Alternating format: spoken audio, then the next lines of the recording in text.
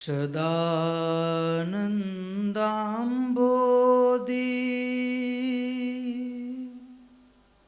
સ્મિતરુચિરપૂર્ણેન્દુવદના પ્રફુલ્લાંભોજન્મ છદસદૃશશોભાક્ષિયુગલ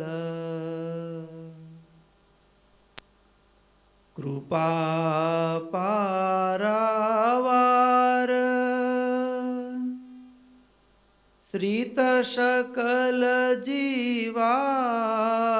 શ્રિતસકલજીવાતિસુખદો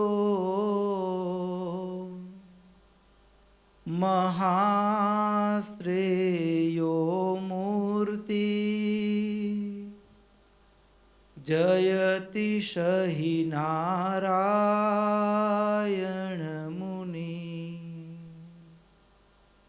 જયતિ સહિ નારાયણ મુનિ સુદુર્જેયં નિત્યં વિવિધ નિયમાચાર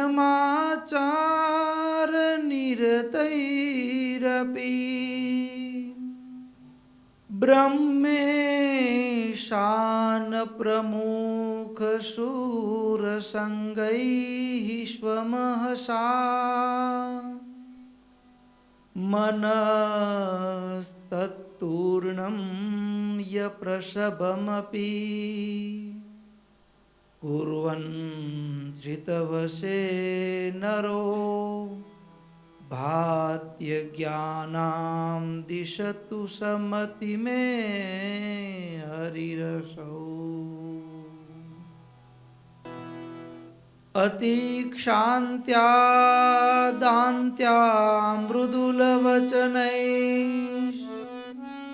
છાદિત નિજ ધ્રુવા તર્કૈશ્વર્યાદિવિલસિત નૃણાટ્યાય ગુરવે વશાનાય શ્વેતાંબરયુગલમાવાર્દયશસે નમસ્તસ્મૈ નિત્યં હૃદિ ભગવતે ધ્યેયવપુષે સ્વામિનારાયણો નીલકંઠો નારાયણો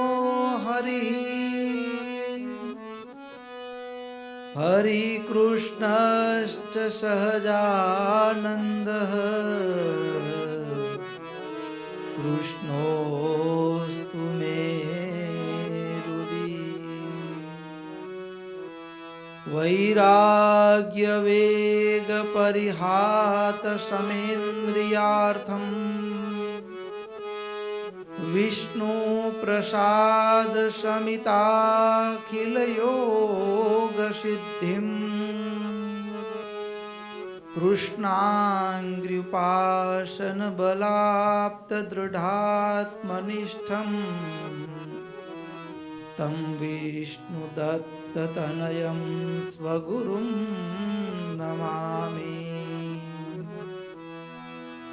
સર્વજ્ઞાતાં પ્રાપ્ય હરે પ્રસાદાત તચ્ચિત્રચારિત્રમિદં રચિત્વા યો પાઠયદ્વ્યાસસુતાકૃતિર્નઃ પ્રીતસતાનંદ મુનિ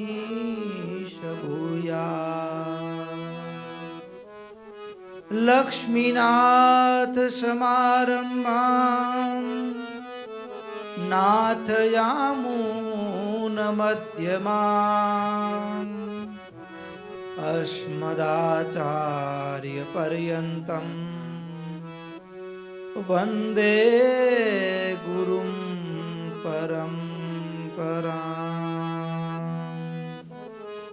श्रूयतां देवदेवेश स्वामिनारायण प्रभो त्वदीयेनावधानेन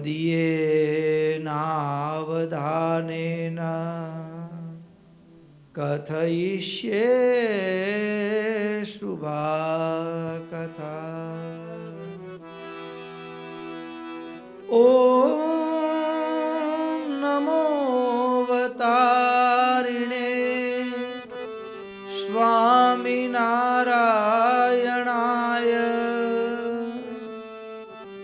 ॐ हरिकृष्णाय नमः। ॐ नरनारायण देवाय नमः। ॐ राधा कृष्ण देवाय नमः। ॐ लक्ष्मीनारायण देवाय नमः। ॐ सर्वेभ्यो परमहंसेभ्यो नमो नमः। ॐ अस्मद्गुरुभ्यो अस्मद्परमगुरुभ्यो अस्मद्सर्वेभ्यो गुरुभ्यो नमो नमः। हरिनाम स्वामिनारायण नारायण नारायण स्वामिनारायण नारायण नारायण हो स्वामिनारायण नारायण नारायण स्वामिनारायण नारायण नारायण स्वामिनारायण नारायण नारायण स्वामिनारायण नारायण नारायण स्वामिनारायण नारायण नारायण स्वामिनारायण नारायण नारायण स्वामिनारायण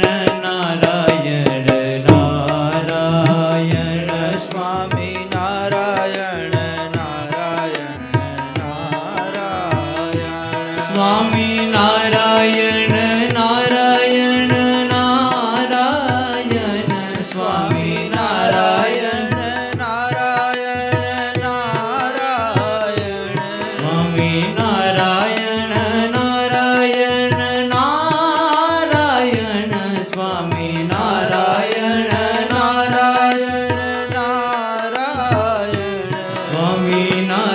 नारायण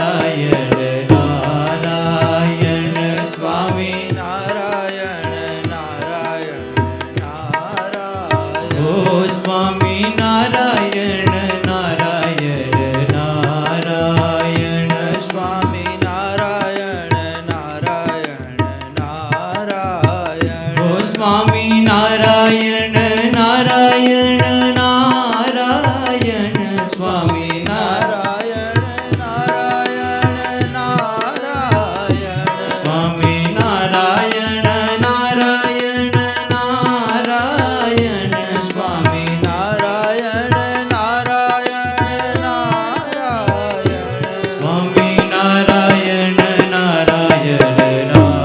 नारायण स्वामिनारायण नारायण नारायण हो स्वामिनारायण नारायण नारायण नारायण नारायण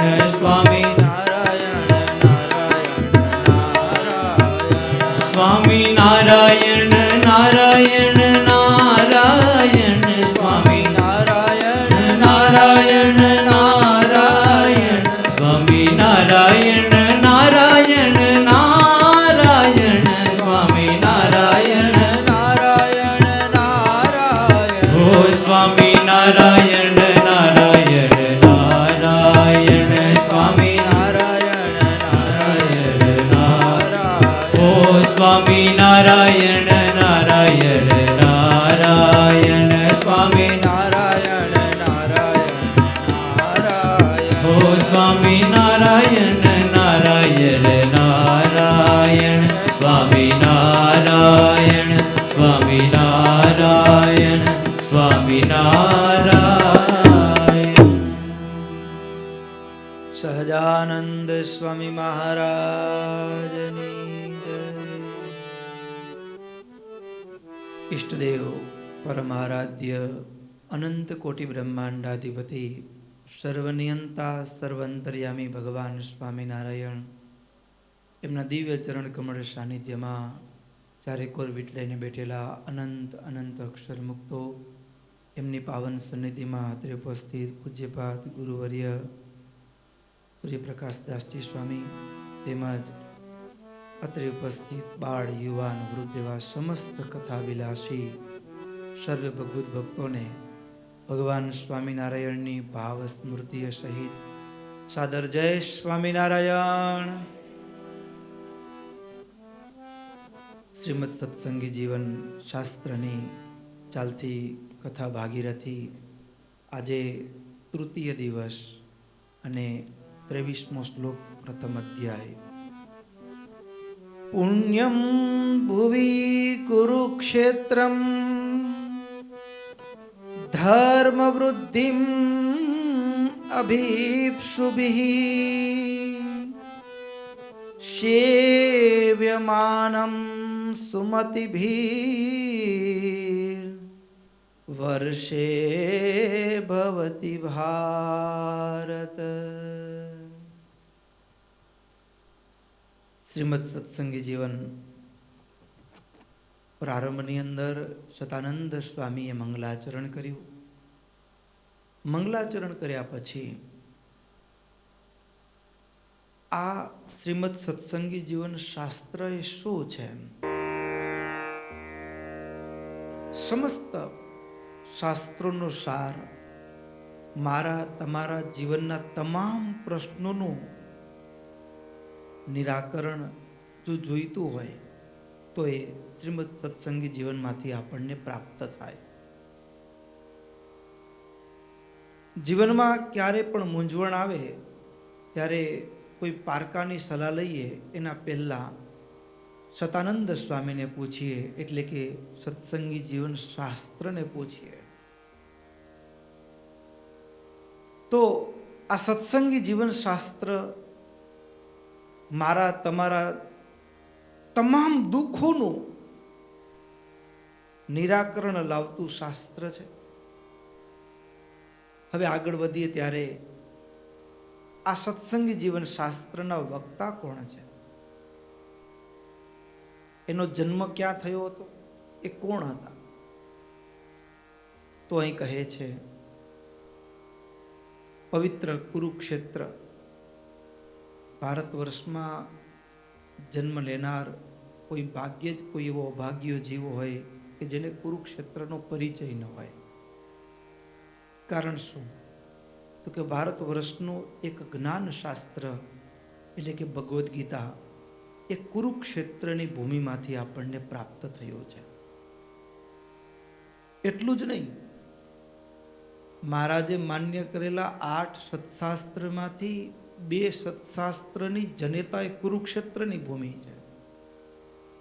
એ જ કુરુક્ષેત્રની ભૂમિ છે કે જે જગ્યાએ ભીષ્મ પિતામાં બાણસૈયા ઉપર સૂતા સૂતા એ યુધિષ્ઠિરને સંબોધીને ભગવાનના 1000 નામનો જે બોધ કરેલો છે એ વિષ્ણુ સહસ્ત્ર નામ એ પણ કુરુક્ષેત્રની ભૂમિમાંથી જ આપણને પ્રાપ્ત થયો છે. પવિત્રોત્તમ કુરુક્ષેત્રની ભૂમિ.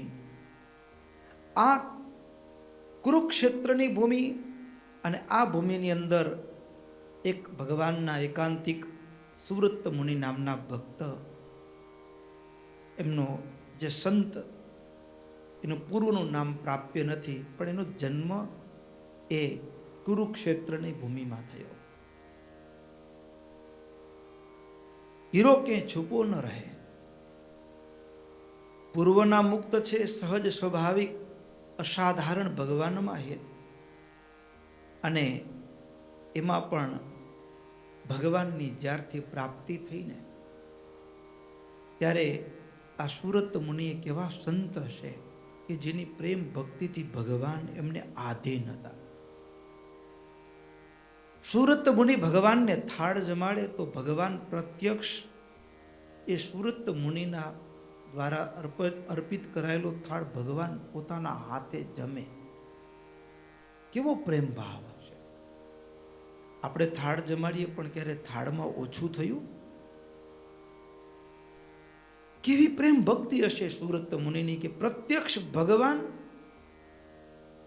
એ સુરત મુનિ જ્યારે જ્યારે ભગવાનને થાળ જમાડે ત્યારે ભગવાન પ્રત્યક્ષ ગ્રહણ કરે. એટલું જ નહીં, આ એ સુરત મુનિ છે, આ એ સુરત મુનિ છે કે જે સુરત મુનિને ત્રિકાળ જ્ઞાન એટલે કે ભૂતકાળ, વર્તમાન અને ભવિષ્ય નિરાવરણ દ્રષ્ટિ છે, પણ એટલા સહજ સ્વભાવે વર્તે કે જેને સામાન્ય માણસ ઓળખી પણ ન શકે. એટલા સરળ. કોઈ વિશુદ્ધ બુદ્ધિવાળા હોય, જેના ઉપર ભગવાનની અનુકંપા થઈ હોય, એવા કોઈક જ વિરલા આવા મહાયોગીને એ સામાન્ય અને સરળ ને સૌમ્ય વેશમાં ભૂમિ ઉપર વિહરતા હોય ને ત્યારે ઓળખી ન શકે. કોઈક જ ભાગ્ય વિરલ પુરુષો ઓળખી છે.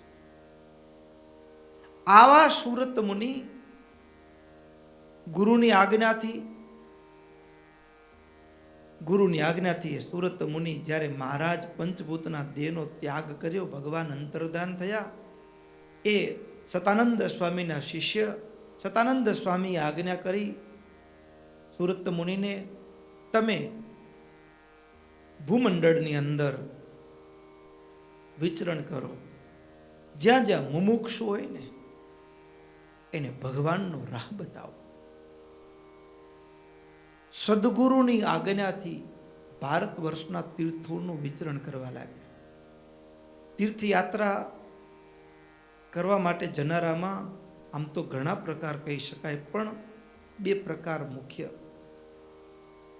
સાધુ તીર્થયાત્રા કરવા નીકળે ત્યારે એ તીર્થમાં આવનાર મુમુક્ષુઓને ભગવાનની ઓળખ કરાવવા, મુક્તિ આપવા માટે સાધુની યાત્રા હોય. અને સામાન્ય જે મુમુક્ષુજનો છે એની મુક્તિ પ્રાપ્તિ માટેની યાત્રા હોય. ક્યાંક તીર્થ ક્ષેત્રમાં સદગુરુનો યોગ થઈ જાય અને ભગવાનનો ભેટો થઈ જાય. સામાન્ય જીવ મુક્તિની પ્રાપ્તિ માટે યાત્રા કરે અને સાધુ પુરુષો એ મુક્તિ પ્રદાન કરવા માટે યાત્રા કરે કે ક્યાંક એવો સાચો મુમુક્ષુ તીર્થ ક્ષેત્રમાં આવ્યો હોય અને એને હું ભગવાનનો ભેટો કરાવી દઉં. એટલે ગુરુની આજ્ઞાથી સુરત મુનિ વિચરણ કરતા કરતા, ભારત વર્ષના તીર્થોમાં વિચરણ કરતા કરતા છેક પૂર્વમાં આવેલું ભારત વર્ષનું એક તીર્થ એટલે જગન્નાથપુરી ત્યાં પધાર્યા. જગન્નાથપુરીની અંદર સુરત મુનિને ખૂબ આનંદ થયો. આનંદ થવા પાછળના કારણો સ્પષ્ટ છે. શું? દત્તે યત્ર સ્વભક્તેભ્યઃ કૃષ્ણ સાક્ષાત સ્વદર્શનમ પૃથિવ્યામ નોપમાયસ્યાહ પ્રતાપાતિશયાદ હરે. કેટલાક તીર્થસ્થાનો હોય ને એ કંઈક વિશેષ હોય. જેમ આપણે ગઢપુર દર્શન કરવા જઈએ તો ખુદ મહારાજે એમ કીધું, ગરુડું મારું, હું ગરડાનો નથી કદી મટવાનો. તે ભગવાન સ્વયં બિરાજમાન છે. આપણી આંખ દેખે કે ના દેખે. મહારાજે પધરાવેલા મંદિરોમાં પધરાવેલા ઠાકોરજીના અર્ચા વિગ્રહ પછી નરનારાયણ દેવ હોય, લક્ષ્મીનારાયણ દેવ હોય, મદન મોહનજી મહારાજ હોય, તે મૂર્તિમાન મહારાજ રહ્યા છે. મહારાજે કીધું છે કે હું આ મૂર્તિમાં પ્રગટ રહ્યો હોય. એવી જ રીતે ભારત વર્ષના 4 જે તીર્થ કહેવાય, 4 ધામ કહેવાય, એમાંનું પૂર્વનું જગન્નાથપુરી. આ જગન્નાથપુરીની અંદર પણ ભગવાન પ્રગટ રહ્યા છે. ભગવાન પ્રગટ રહ્યા છે.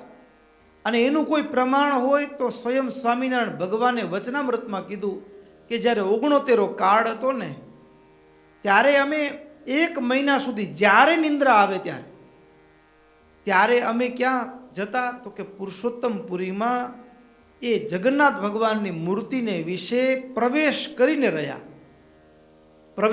રહ્યા છીએ એવું અમને થતું. રહેતા અમે તો કરતા શું મૂર્તિમાં પ્રવેશ કરીને? તો કે પૂજારીનો પ્રગટ ભાવ, ભક્તિ ભાવ અને છળ કપટ બંનેને જોતા. એટલું જ નહીં, મૂર્તિ સ્થૂળ આંખથી આવનારાને તો કાષ્ટની જણાય, પણ અમે એમાં પ્રગટ રહી પૂજારીનો ભક્તિ ભાવ અને છળ કપટ બંનેને દેખતા. આ એવું સ્થાન, જીવંત સ્થાન છે એ જગન્નાથપુરી. સુરત મુનિ એ જ્યારે જગન્નાથપુરી આવ્યા ને, ખૂબ આનંદ થયો. અને જગન્નાથ ભગવાનની એવી ભાવથી પૂજા થાય.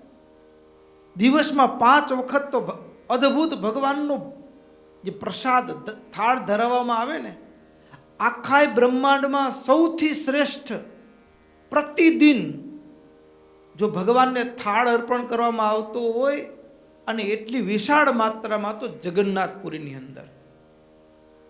જે કોઈ યાત્રાએ ગયા હશે, દર્શન કર્યા હશે, એમને ખ્યાલ હશે કે સવારે પ્રાતઃનો બાલભોગ હોય કે પછી રાજભોગ હોય, રાજભોગની અંદર પણ એ ત્યાંના સ્થાનિક જે પૂજારી, જે બ્રાહ્મણો હોય, એ મસ્તક ઉપર અને માટીના જ વાસણોમાં થાળ જમાડવામાં આવે. માટીના જ વાસણોમાં થાળ જમાડવામાં આવે, માટીના જ વાસણોમાં ભોજન પકાવવામાં આવે. માટીના જ વાસણોમાં. અને એક વખત ઉપયોગમાં આવેલું માટીનું વાસણ બીજી વખત ઉપયોગમાં નહીં લેવાનું. અને ભગવાનને અર્પણ કરેલો થાળ, અત્યારે દોષ નથી. આપણે કોઈ પણ સ્થાનમાં જઈએ ત્યારે, જેમ કે આજે જ અહીંયા પ્રસાદની વ્યવસ્થા તમે ભક્તોએ રાખી છે, તો શું આપણે જેટલું પાત્રમાં ભક્તો માટે થાળ બનાવ્યો છે, બધો થાળ ભગવાનને જમાડીએ કે એનામાંથી થોડુંક લઈને ભગવાનને જમાડીએ? થોડું લઈને જમાડીએ, એક વાટકામાં ભરીને. પણ આખા ભૂમંડળમાં એવું એક જ તીર્થસ્થાન છે કે જેમાં જેટલું બનાવવામાં આવ્યું છે ને એટલું બધું ભગવાનને અર્પણ કરવામાં આવે. બધું ભગવાનને અર્પણ કરવામાં આવે. એ માટીના વાસણોમાં, માટલાના એ ઘડાઓ હોય, એની અંદર દાળ મૂકેલી હોય, પછી મોટા મોટા ઘાસના કરંડિયા હોય, એનામાં ભાત હોય, અને મસ્તક ઉપર ધારણ કરી અને ભગવાનનો રાજભોગ જઈ રહ્યો છે. અને આદર અને ભાવની સાથે આમ કતારબંધ લાઈનબદ્ધ બધા જ વિપ્રો એ પૂજારીઓ મંદિરમાં પ્રવેશ કરે, ગર્ભગૃહમાં. અને ગર્ભગૃહની અંદર આગળનો જેટલો ભાગ હોય ને, બધા ભાગની અંદર એ પાત્રો એક પછી એક ગોઠવાતા જાય. ફરસાણ, મિષ્ટાન આદિ તમામ ભોજનની વાનગીઓ ભગવાનની આગળ એ મૂકવામાં આવે. અને પછી પડદો બંધ થાય અને જગન્નાથ ભગવાન એ રાજભોગ ગ્રહણ કરે. અને એક જ આ ઇતિહાસ, કેવી પૂજા પ્રગટ ભાવ સાથે. અને પછી એ જે પ્રસાદ છે, એ જ પ્રસાદ આવનારા તમામ દર્શનાર્થીઓને એ પીરસવામાં આવે, અને 1 પણ રૂપિયાનું ચાર્જ લીધા વિના. અને અત્યાર સુધીનો ઇતિહાસ એમ કહે છે કે ભગવાનને અર્પણ કરવામાં આવેલો થાળ હોય ને, એ પછી અમુક તીર્થ કે પર્વના દિવસો હોય ત્યારે ભક્તોની મેદની જાજી હોય, લાખો ભક્તો એ દર્શને આવ્યા હોય, તો પણ એ ક્યારે પણ ભગવાનને અર્પણ કરેલો થાળ એ ખૂટે નહીં, એ પૂરો જ થાય. એ ક્યારે વધે નહીં અને ક્યારે ખૂટે નહીં. અદ્ભુત આ જગન્નાથપુરી તીર્થસ્થાન. અને ત્યાં આવી રીતે પ્રતિદિન બહુ પ્રેમ અને ભાવથી ભગવાનની પૂજા થાય. એટલું જ નહીં, આ ભક્તિ ભાવને જોઈને સુરત મુનિને આનંદ થયો. તીર્થમાં આવનારા હજારો ભક્તોને જોઈને આનંદ થયો. અને સુરત મુનિને થયું કે અહીંયા મુમુક્ષુઓ ઘણાક આવે છે.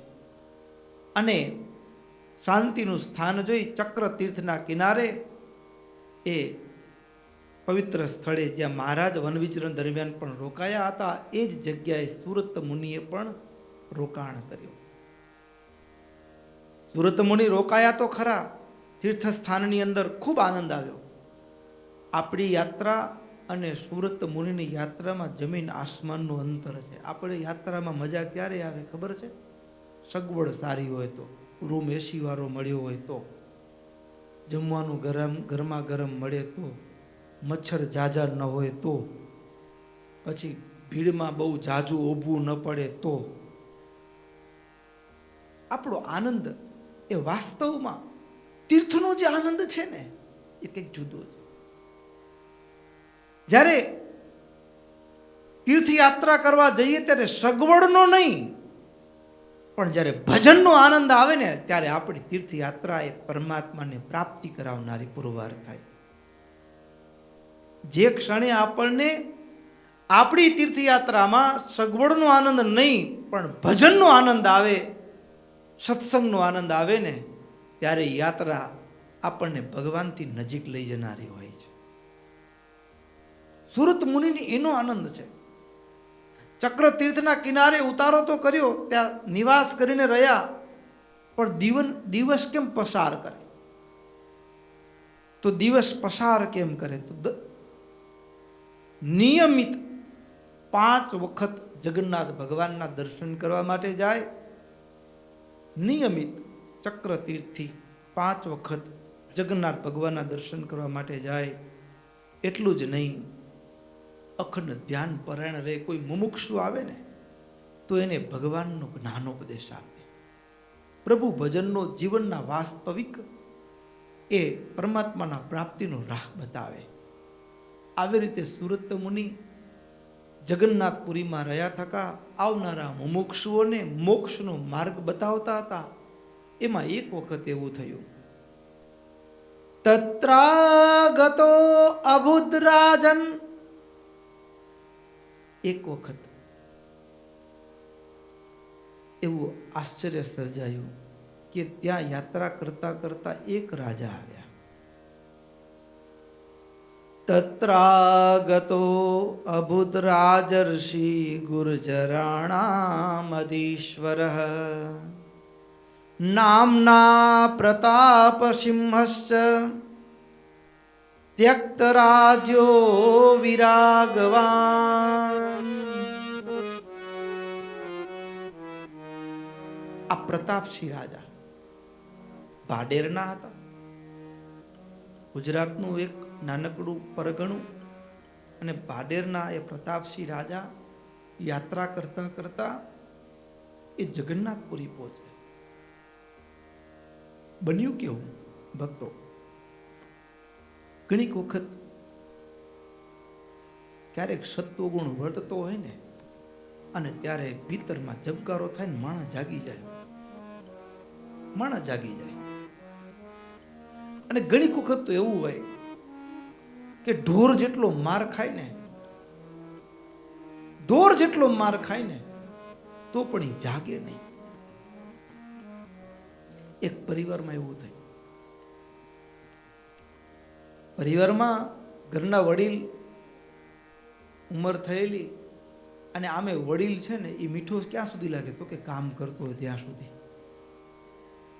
કામ કરતો બંધ થાય ને એટલે વડીલ પણ પછી ધીમે ધીમે અડખામણો લાગવા માંડે. આપણે સત્સંગની વાત નથી, સત્સંગમાં તો મહારાજે શિક્ષાપત્રીમાં આજ્ઞા કરી છે, એટલે આપણે આદરથી માતા પિતાની સેવા કરીએ છીએ. પણ ઘણે ભાગે વડીલ અડખામણો લાગે. આ પરિવારની પણ આવી જ વડીલ હવે શરીર લાચાર થયું, કાંઈ કામ ધંધો કરી ન શકે, એટલે દીકરાઓને એમ થાય કે આ બાપા હવે અમસ્તા જ ઘરે બેઠા હોય છે, કંઈ કરતા નથી, એટલે ખીજાય. પણ છતાં બાપા કાંઈ બોલે નહીં, ચૂપચાપ સાંભળે. એમ કરતા કરતા દીકરા વહુ એમ થાય કે આ બાપાથી છુટકારો કેમ થાય, એટલે બાપાના દીકરા એટલે એના પતિ એને રોજ કંઈક ને કંઈક ઉશ્કે, તમારા બાપા આમ નથી કરતા, તમારા બાપા આમ નથી કરતા. અને એવી સ્થિતિ થઈ કે જે દીકરાને બાપે તનતોડ મજૂરી કરી અને ભણાવ્યો, જે દીકરાને બાપાએ અરે જ્યારે હોસ્ટેલમાં ભણવાનો જવા માટે ફીસ ભરવા માટે પૈસા નહોતા ને, ત્યારે બાપ 3 ટાણામાંથી એક જ ટાણું જમે અને કાળી મજૂરી કરે, 2-5 પૈસા બચે અને ફીસ ભરવા માટે દીકરાને મોકલાવે. આવી ગરીબ સ્થિતિ અને બાપાએ દીકરાને ભણાવ્યો. એ જ દીકરો સારી રીતે સેટ થયો તો, સરકારી નોકરી હતી, પણ આજે એના રૂપ અને રંગ બદલાઈ ગયા. એટલે દીકરો બાપાને ગાડીમાં બેસાડી, બાપા આપણે મારી સાથે ચાલવાનું. પણ ભોળા હૃદયના બાપા કઈ સમજી ન શક્યા અને વૃદ્ધાશ્રમમાં મૂકવા માટે વૃદ્ધાશ્રમમાં મૂક્યા. વૃદ્ધાશ્રમમાં મૂકી આવ્યો, એમાં દિવસો, મહિનાઓ, વર્ષો નીકળી ગયા. અચાનક એક દિવસ સમાચાર કોઈકે કીધું કે તમારા પૌત્રના લગ્ન છે, પૌત્રના લગ્ન છે. આવું કીધું એટલે બાપાને એમ થયું કે ચાલને મારા પૌત્રના લગ્ન છે તો જતો આવું. છોકરા તો ભૂલી જાય, એને તો ખબર ન હોય, આપણે તો ખબર છે ને. એટલે બાપ પોતાના પૌત્રના લગ્નમાં, એમાં જે વૃદ્ધાશ્રમના જે સંચાલકો હતા એને કીધું કે તમારા દીકરા તમને બોલાવવા તૈયાર નથી, આમંત્રણ સુધા નથી આપ્યું, તમે ત્યાં જશો, તમારો અનાદર કરે એના કરતાં જવાનું રહેવા દો ને. મારો દીકરો છે, હું જઈશ. ઘણીક વખત માણસ ઠોકર ખાઈને ઠોકર તો પણ જાગતો નથી. બાપા ગયા, લાકડીના ટેકે ટેકે ચાલતા ચાલતા પહોંચ્યા. કપડાના કઈ ઠેકાણા નહીં, અને એમાં બધા મોટા લગ્નમાં આવ્યા હોય કેવું લાગે. એટલે બાપાનો હાથ પકડીને છોકરો ઘરમાં લઈ ગયો ને બાપાને બરાબરના ગગલાવ્યા. તમને કોણે કીધું તું અહીં આવવાનું? અમારી લાજ લીધી તમે તો, તમારા કપડાં તો જુઓ. કેટલા મોટા મોટા વેવાઈ પક્ષના માણસો આવતા હોય, સંબંધીઓ આવે, મારા ઓફિસના અધિકારીઓ મળવા આવે. નોકરને ઈશારો કરીને કીધું આને મૂકી આવો. બાપો કરગરે આંખમાં આંસુ આવ્યું. લગ્નમાં એને સંમિલિત થવા પણ ન દીધા, અને પરાણે બાપાને ધક્કા મારીને પાછા વૃદ્ધાશ્રમે છોડી આવ્યા.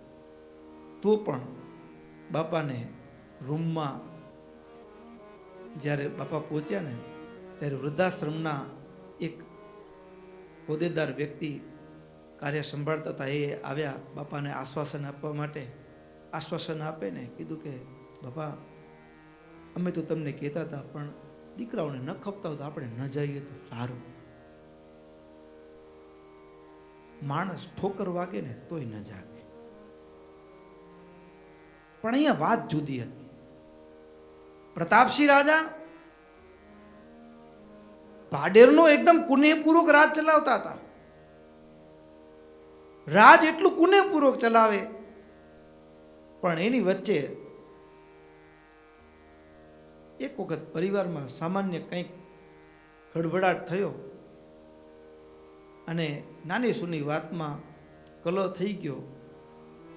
અને ઘણીક વખત કેવું થાય, ઘણીક વખત કલાકારો કહેતા હોય કે આમ રસ્તેથી એક સામેના રસ્તેથી એક ભાઈ આવતા હતા અને બીજી બાજુથી આ બાજુથી ભાઈ આવતા હતા, અને રસ્તામાં બરાબર વચ્ચે ક્યાંક એક જોરદાર સરસ માથાના વાળ છે ને આપણા, એને ઓળવા માટેનો એક કાંસકો એ પડેલો રસ્તામાં, અને આમ સામેથી આવતા ભાઈ એની નજર પડી, આ બાજુથી આવતા ભાઈ એની નજર પડી, એટલે બંને ભેગા જ પાછા પહોંચ્યા.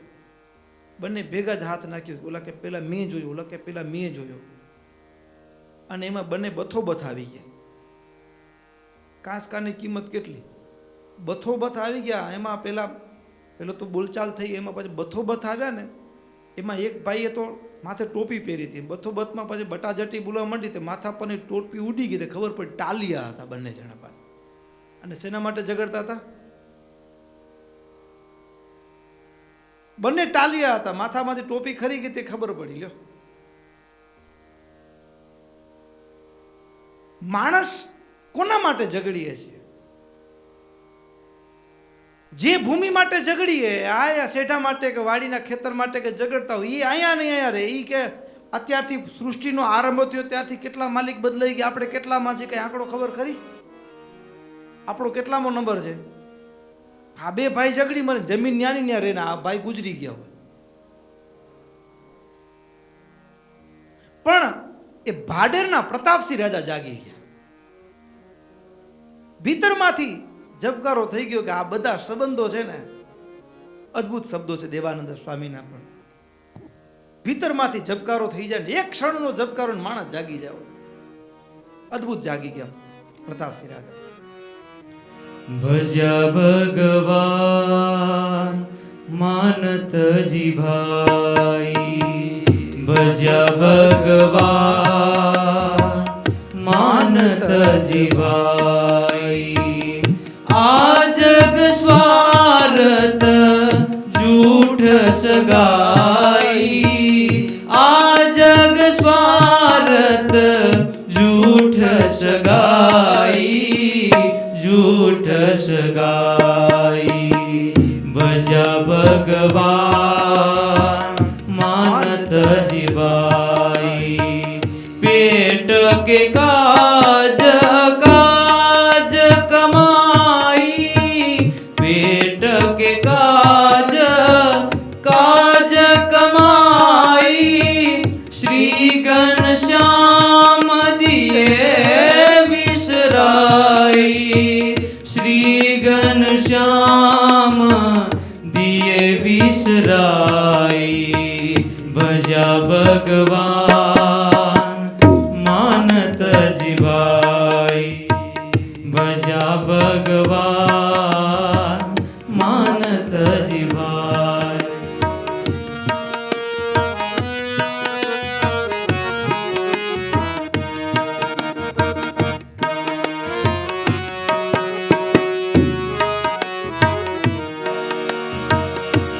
હો દોલત દેખી આવતડ કાઈ, દોલત દેખી આવતગણાઈ.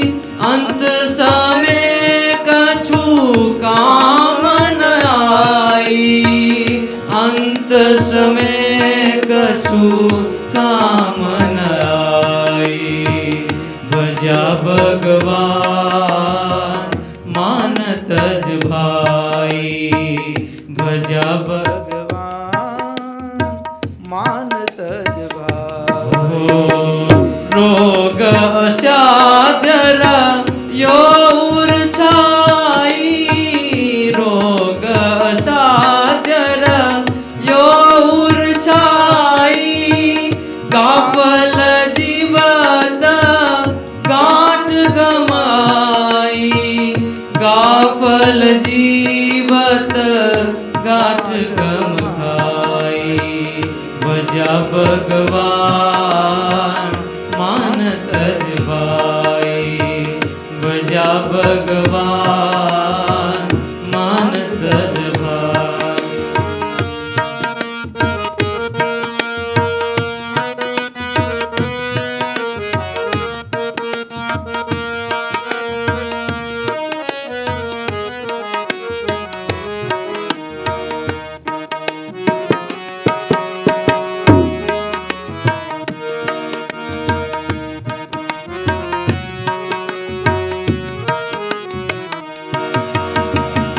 देवानंदक हत सुखदाई, देवानंदक हत सुखदाई, नरतन को फल देत बताई, नरतन को फल देत बताई। भजा भगवान मानत ज भाई, भजा भगवान मानत ज भाई। આમ તો આપણે માનવ જીવનમાં ખોટનો ધંધો કરે માણસ. આપણે એમ લાગે કે હું કમાઉં છું, પણ આપણે આખી જિંદગી એવી જગ્યાએ ખોટી જગ્યાએ વેડફી નાખીએ. ખોટનો વ્યવહાર, જેના માટે રાત દિવસ કમાણા હોઈએ. એક ભાઈ પત્ની વારે વારે એમ કે મને તો તમારામાં બહુ પ્રેમ હો. પતિએ પૂછ્યું કેટલો? તો કે તમે, હું મરી જાઉં તો કે તમારા વિના હું જીવી ન શકું.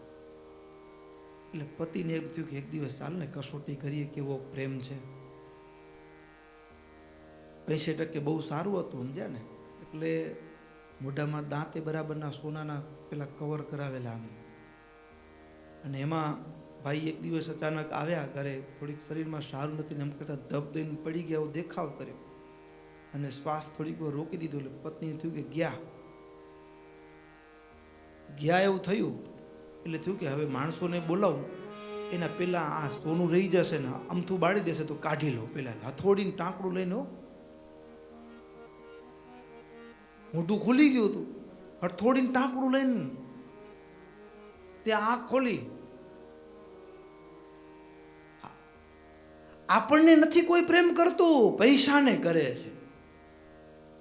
કોને પ્રેમ કરે છે? પૈસાને પ્રેમ કરે છે. સંબંધો આપણા નથી. એ જ વ્યક્તિ હોય, પૈસા ન હોય તો કોઈ પૂછવાય તૈયાર ન હોય, ને પૈસા હોય તો સગપણ સાંધો હોય ને એ ભાઈ સાથે સગપણ ન કરતા, પૈસા સાથે સગપણ કરે.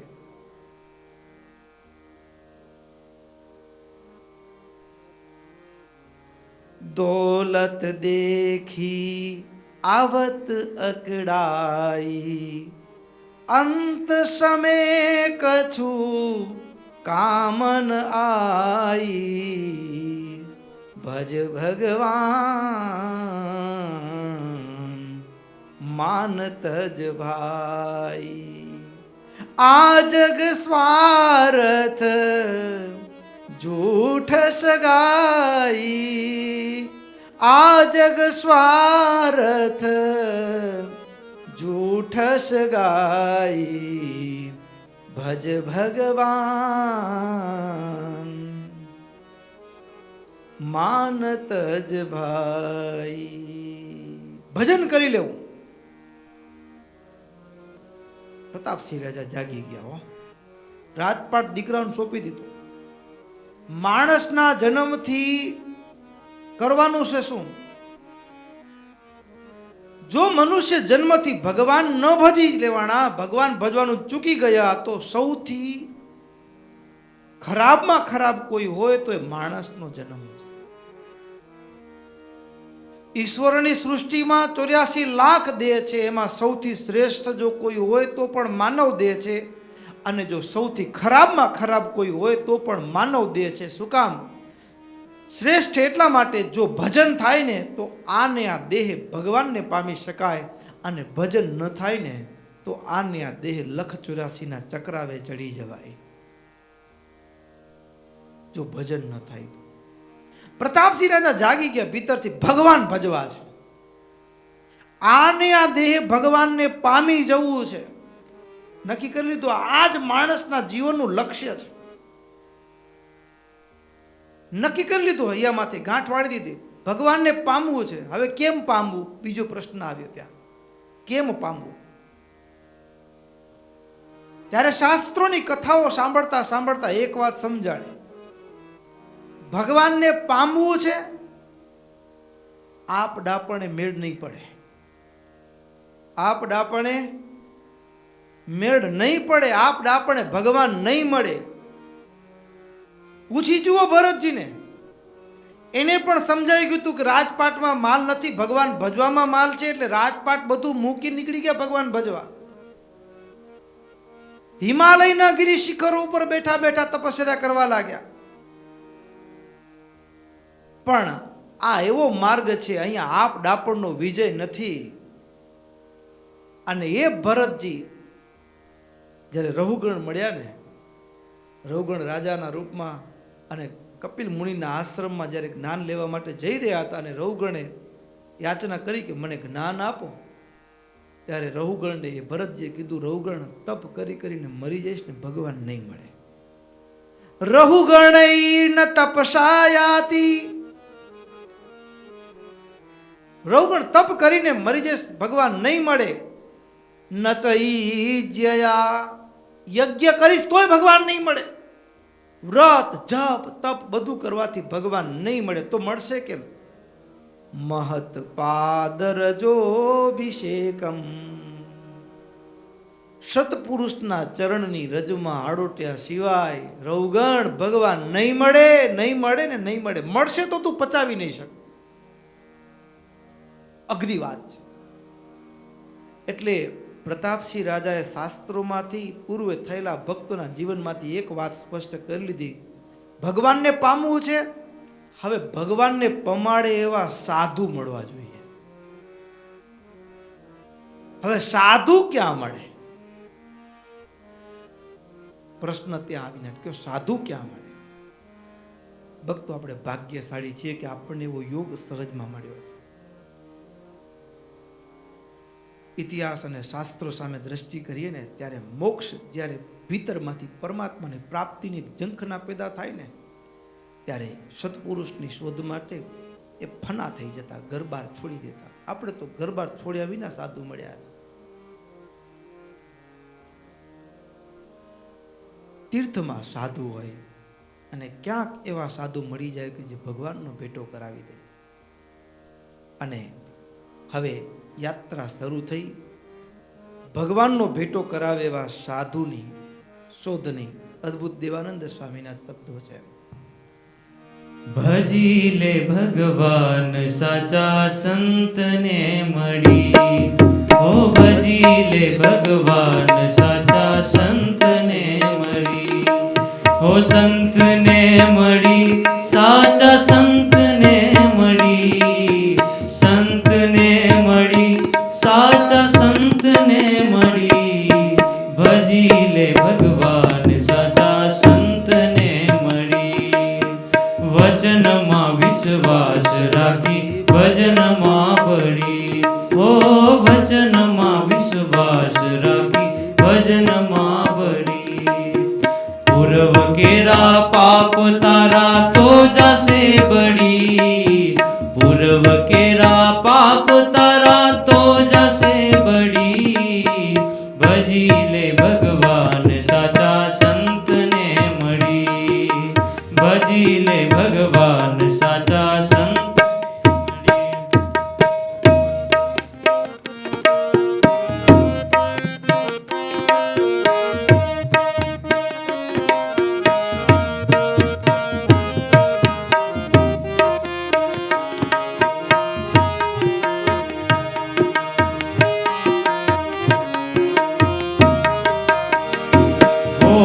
ઓળખી લે અવિનાશી રે જે આજ્ઞામાં ઘડી, ઓળખી લે અવિનાશી રે જે આજ્ઞામાં ઘડી. રીજ સે રંગ રેલ વાલો અડડી, રીજ સે રંગ રેલ વાલો અડડી, ભજી લે ભગવાન સાચા સંતને મળી, ભજી લે ભગવાન સાચા સંતને મળી. કાળ તો વિકરાળ વેરી વીખ છે વળી, કાળ તો વિકરાળ વેરી વીખ છે વળી. કામને કુટુંબ તુને નાખશે દડી, કામને કુટુંબ તુને નાખશે દડી, ભજી લે ભગવાન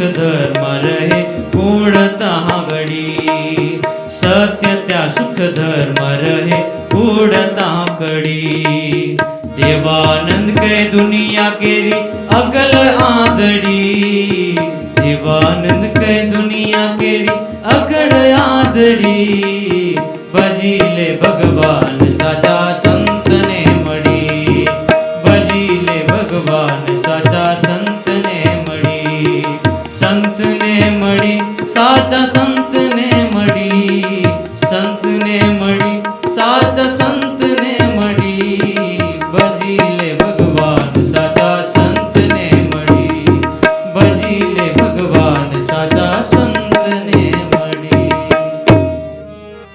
આગળના અનંત જન્મોના કર્મ છે. અનંત જન્મના કર્મ, જેમ આપણે કોઈ જીવનમાં ભૂલ થઈ હોય ને તો સારો વકીલ રાખીએ ને તો છોડાવી દે આપણને. સારો વકીલ હોય ને, હા. અનંત જન્મના મારા ને તમારા કર્મો છે. કર્મમાંથી છૂટવું છે તો કોઈ એવો સદગુરુ મળે કે જે ભગવાનનો ભેટો કરાવે અને આ કર્મની રેખ ઉપર મેખ મારી દે. ધર્મી કૃષ્ણસ્ય ભક્તશ્ચ તત્પ્રત્યેક્ષણો ક્ષણોત્સુકઃ અવત્સોપી તત્રૈવ તીર્થે સત્સંગ લાલસા. પ્રતાપસિંહ રાજા તીર્થમાં ફરતા ફરતા કોઈ કેવા સાધુ મળી જાય એની શોધમાં નીકળ્યા અને ફરતા ફરતા પહોંચ્યા છે એ પણ જગન્નાથપુરી. જગન્નાથપુરી પહોંચ્યા ત્યાં સુરત મુનિ કથા કરી રહ્યા હતા અને મુમુક્ષુ જનો ચારેય બાજુ વીટળાઈને આતુરતાથી સાંભળી રહ્યા હતા. જ્યાં નજર કરીને ત્યાં હૈયામાંથી હા પડી ગઈ કે તું જેને શોધે છે ને એ આ છે, તું જેને શોધે છે એ આ છે. પ્રતાપસિંહ રાજાની જે આંખ શોધી રહી હતી એવા સદગુરુ મળી ગયા. સદગુરુ આમ તો એવું હોય, થવાનું હોય તે થાય છે તેવી બુદ્ધિ થાય, સહાય પણ તેવી મળે તેવો પણ વ્યવસાય. ઘણીક વખત એવું હોય કે જેની જેવી પાત્રતા હોય ને એને એવા ગુરુ મળે. જેવી પાત્રતા હોય ને એના અનુસાર, કારણ કે જેવી પાત્રતા હોય એવો ઠાકોરજી તરફથી એક ઉપહાર ભેટમાં મળે આપણને. એવો સંકલ્પ કરીને એવું ઘણીક વખત એવું હોય કે લાડવાના ગુરુ ખપતો તો લાડવાવાળાને લાડવાવાળા મળે, જેને જેવા જોઈતા હોય એવા મળે. પણ અહીંયા એક મોક્ષની પ્યાસ, પરમાત્માની પ્યાસ, પ્રગટ ભગવાનના દર્શન કરવા, શ્રેષ્ઠ પ્રાપ્તિ માટેની એક ગુરુની શોધ છે. સુરત મુનિને જોયા અને હૈયામાંથી હા પડી ગઈ. તું જેને શોધે છે એ હા છે. અને કહેવાય સુરત મુનિ શાંત સ્વભાવ, એ ધર્મમાં રહેનારા, બ્રહ્મચર્યનું પાલન કરનારા, સુખ દુઃખથી એ માયાના દ્વંદ્વોથી, માયાથી પર અખંડ ભગવાન પરાયણ આ સાધુને જોયા ને તરત જ પ્રતાપસિંહ રાજાએ સુરત મુનિના ચરણમાં માથું મૂકી દીધું, શરણાગતિ સ્વીકારી. પહેલો શરણાગતિ સ્વીકારતાની સાથે જ એક પ્રશ્ન, એક હૈયાની વ્યથા એ સુરત મુનિના ચરણમાં મૂકી, કંઠી ધારણ કરી, આશરો લીધો. પણ શેના માટે? અહીં કહે છે મુનિવર્ય પ્રપન્નોસ્મિ ત્વામહં સાધુ લક્ષણમ મુચ્યેય સંસ્રુતેર્યેન તન્મે ત્વં વક્તુમ અર્હસી. શેના માટે? તો કે મને જન્મ અને મરણની સંસ્કૃતિમાંથી મુકાઈ જાઉં એવો ઉપાય બતાવો, હું તમારા શરણમાં. આવા શિષ્ય કેટલા મળે? લ્યો, આવા શિષ્ય કેટલા મળે?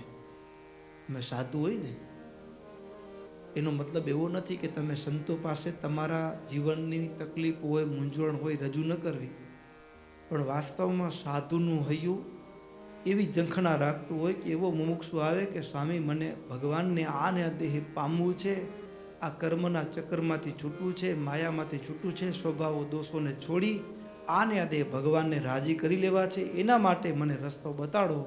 આવું પૂછનારા સાધુને ગણ્યા ગાંઠિયા મળે. સમજ્યા ને?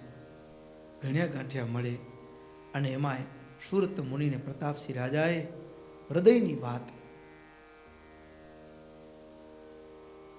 થોડો સમય થયો, કચ્છના જે એક સાધુ હતા, વર્ષો પહેલાની વાત છે, પૂજ્ય જ્ઞાનજીવન સ્વામી કુંડળવાડા છે ને, એ વચ્ચે એક વખત મળવાનું થયેલું ત્યારે એને વાત કરેલી કે કચ્છના એક સાધુ હતા. અમે જ્યારે નાના નાના વિદ્યાર્થી હતા, વડતાલ પાઠશાળામાં ભણતા હતા, સંસ્કૃતનો અભ્યાસ કરતા, ત્યારે એક સાધુ કચ્છના અને વડતાલમાં સંત દીક્ષા લઈને ત્યાં રહેતા હતા. મોટી ઉંમર, 90ની ઉપર એની ઉંમર. એટલે અમે નાના નાના સંતો સેવા કરવા જઈએ ને ત્યારે અમને સાધુને, મને આજે પણ એ સાધુના શબ્દ મારા કાનમાં રમે છે. એ વડીલ સાધુ કે આટલા વર્ષો થયા સત્સંગમાં વિતાવ્યા, પણ ઘરમાં તકલીફ છે, છોકરા નથી માનતા, ધંધામાં તકલીફ છે, આવું બધા માંગનારા મળ્યા, પણ મોક્ષ માંગનારા કેટલા? આખી જિંદગી નીકળી ગઈ. મોક્ષ જોઈએ છે કોને? પરમાત્માની પ્રાપ્તિની પ્યાસ પેદા થઈ.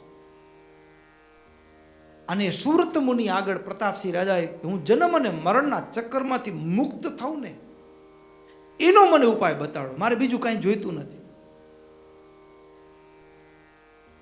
અને સામાન્ય રીતે એવું કે જ્યારે શરણાગતિ સ્વીકારે ને, પ્રથમ તો ગુરુ સામાન્ય જ્ઞાનોપદેશ આપે. એ સામાન્ય નથી હોતો. તમે શબ્દને ઝીલો તો એનામાંથી જ પરમાત્માની પ્રાપ્તિ થાય એમ હોય. સુરત મુનિએ એટલું જ કીધું કે જો આ માણસના જન્મથી સંસારના બંધનોથી મુક્ત થવાય, એ કરવું એ જ માણસના જીવનનું ખરું કર્તવ્ય છે. અને તમને જે આવો વિચાર ભીતરમાંથી સ્ફુરાયમાન થયો ને, ચોક્કસ તમારો સંકલ્પ પૂર્ણ થશે. પણ એના માટે અહીંયા જે સ્થાનમાં રહ્યા છે, જગન્નાથ ભગવાન સાક્ષાત શ્રી કૃષ્ણ જગન્નાથ રૂપે બિરાજમાન છે, એની ભક્તિ કરો, ભગવાન તમને મુક્તિ પ્રદાન કરશે. સુરત મુનિએ જે કીધું ને, એટલે તરત જ પ્રતાપસિંહ રાજા એ પ્રમાણે ભજનમાં લાગી ગયા. એ પણ દરરોજ 5 વખત એ ભગવાનના દર્શન માટે જાય અને નામ જપ ભજન કરવા લાગી ગયા. ભજન કરવા લાગ્યા ને ભક્તો, ભજનથી શું થાય? ભજનથી સાચા સાધુ ઓળખાય અને ભગવાન ઓળખાય. ભજન ન હોય ને એને સાચું ઓળખાતું જ નથી. ભજન કર્યું ને તો એ જ સુરત મુનિ હતા, એ જ ગુરુ હતા, પણ ભજન જે કર્યું ને ત્યારે એ પ્રતાપસિંહ રાજાને સુરત મુનિની સાથે રહેતા રહેતા ખબર પડવા માંડી કે આ સુરત મુનિ સામાન્ય સાધુ જેવા સાધુ નથી. એને હૈયામાંથી હા પડી ગઈ કે આ એ સુરત મુનિ, એના હાથનો થાળ ભગવાન પ્રત્યક્ષ જમે છે. જોઈ ગયા હો. ભજનથી પાત્રતા આવીને, અને પાત્રતાના કારણે એ સુરત મુનિ સાધુ એ જેવા છે તેવા ઓળખાયા. આ ખાલી અહીંયા સામે બેઠેલા મુમુક્ષુને જ્ઞાનોપદેશ કરીને વાતો કરે એટલું નથી. આ સાક્ષાત પોતે ભગવાન સાથે વાતો કરે છે.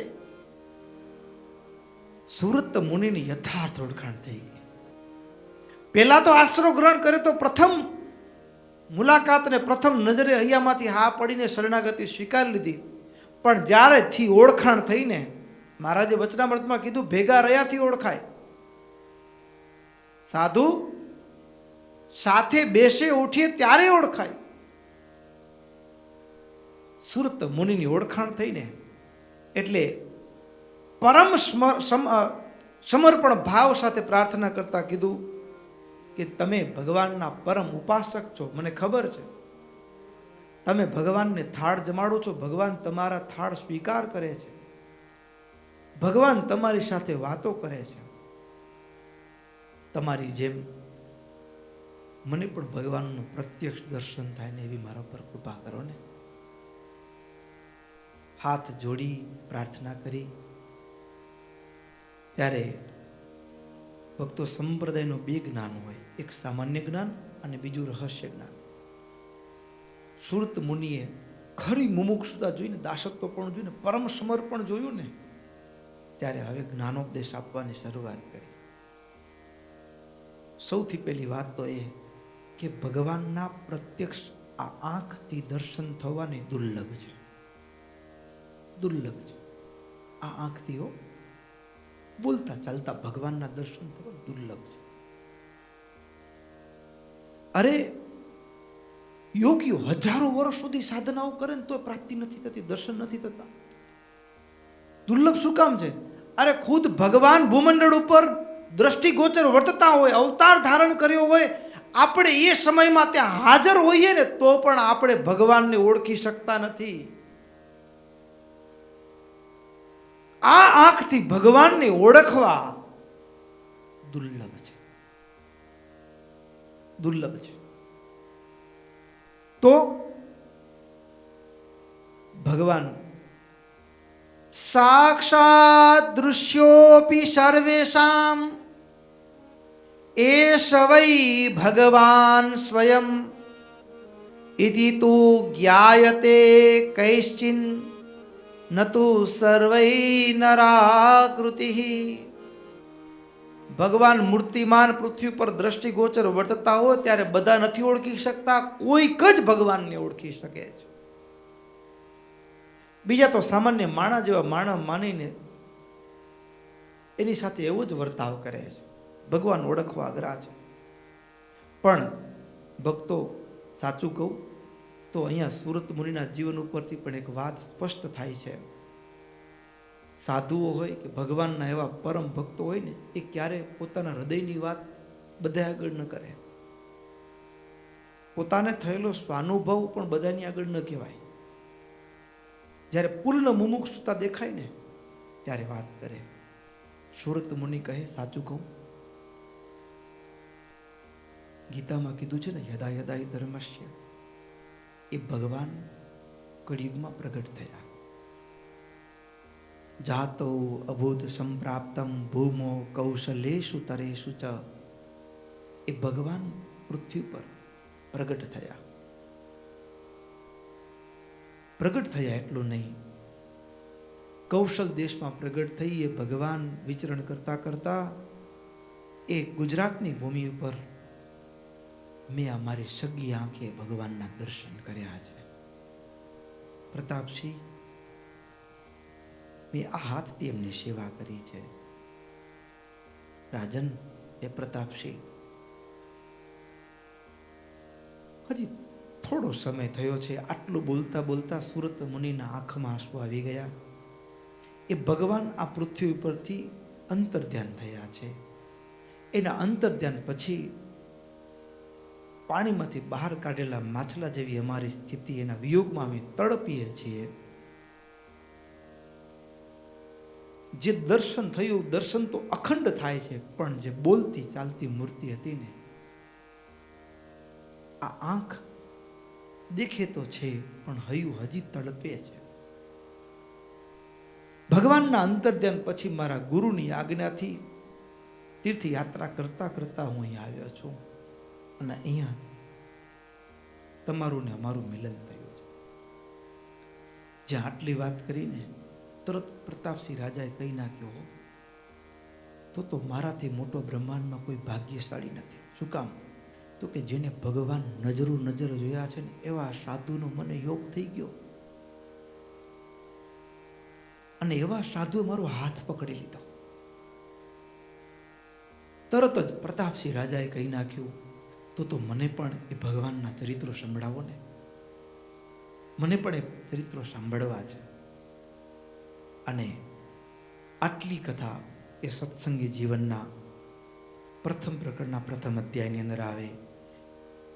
અને એ જ તમામ ચરિત્રો કહેવાની શરૂઆત કરી એટલે સત્સંગી જીવનનો પ્રારંભ. એ પછી સુરત મુનિ પ્રતાપસિંહ રાજાની આગળ ભગવાનનો જન્મથી આરંભીને તમામ કથા કહી છે. એ કથા આગળના સત્રોની અંદર. ઇતિ શ્રી સત્સંગી જીવને નારાયણ ચરિત્રે ધર્મશાસ્ત્રે પ્રથમ પ્રકરણે સુરત પ્રતાપસિંહ સમાગમ નામ પ્રથમો અધ્યાય. બોલો સ્વામિનારાયણ ભગવાનની